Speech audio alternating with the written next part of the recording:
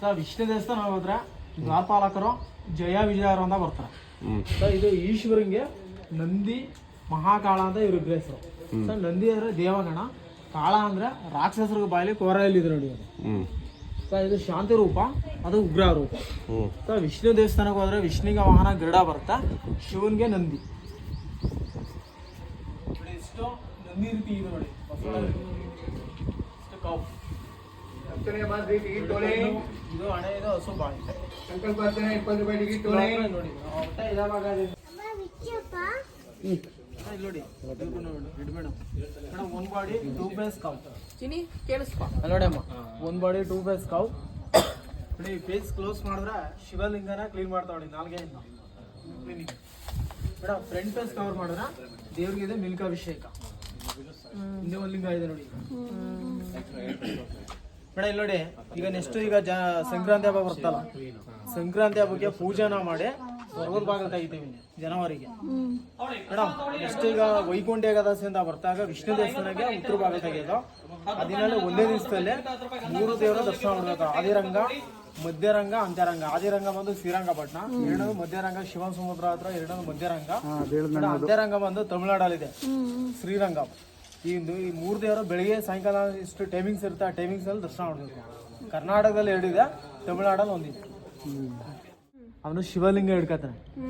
ಆಗ ಈಶ್ವರ ಮುಕ್ತ ಆದ್ರಿಂದ ಮೇಡಮ್ ಬಲಗಡೆ ಮಾರ್ಕಂಡಯ್ಯ, ಮಧ್ಯ ಶಿವ, ಲೆಫ್ಟ್ ಸೈಡ್ಗೆ ಇರೋದು ಯಮರಾಜ, ಆ ಕಡೆ ಇರೋದು ಯಮಧರ್ಮ.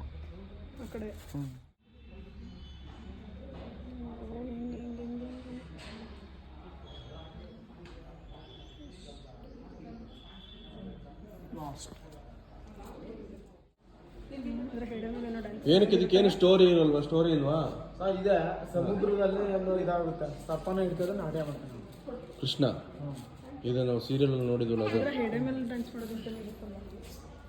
ಇದೇ ಸೇಮ್ ದೇವರು ಇರೋದು ಮೈಸೂರಲ್ಲಿ. ಅಲ್ಲೇ ಪ್ರತಿದಿನ ದೇವರಿಗೆ ಅಲಂಕಾರ ಮಾಡಿರ್ತಾರೆ ಮೇಡಮ್. ಮೇಡಮ್ ಅಲ್ಲಿ ವಿಗ್ರಹ ಕಾಣಲ್ಲ ಸರ್. ಈ ದೇವತೆ ಹೆಂಗಿದೆ ಇದೇ ಸೇಮ್ ದೇವರು ಇರೋದು ಮೈಸೂರಲ್ಲಿ. ಇದು ಎಷ್ಟು ವರ್ಷ ಹಳೆದಿದು? 1500 ವರ್ಷದ ಹಳೆಯದು. ಇದು ದೇವಸ್ಥಾನ ಕಟ್ಟಿರೋದು ಗಂಗರು ಮತ್ತೆ ಚೋಳರ ಕಾಲದ ದೇವಸ್ಥಾನ ಸರ್.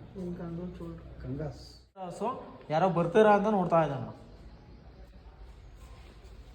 ನಾಲ್ಗೆಯಿಂದ ಲಿಂಗ ಕ್ಲೀನ್ ಮಾಡ್ತಾ ನೋಡಿ. ಇದು ನಾಲ್ಗೆ ಇದೆ ನೋಡಿ ಲಿಂಗ.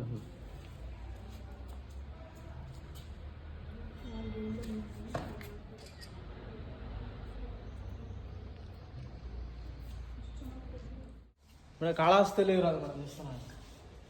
ಒಯ್ದ್ರ ತಿರುಪತಿ ಹತ್ರ ಸಂತೋಷ್ ಅಣ್ಣನ ಕಳ್ಸಿದ್ವಲ್ಲ.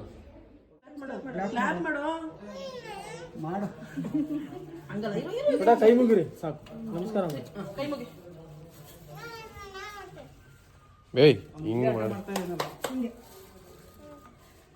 ಶ್ರೀಕಂಠೇಶ್ವರ ದೇವಸ್ಥಾನ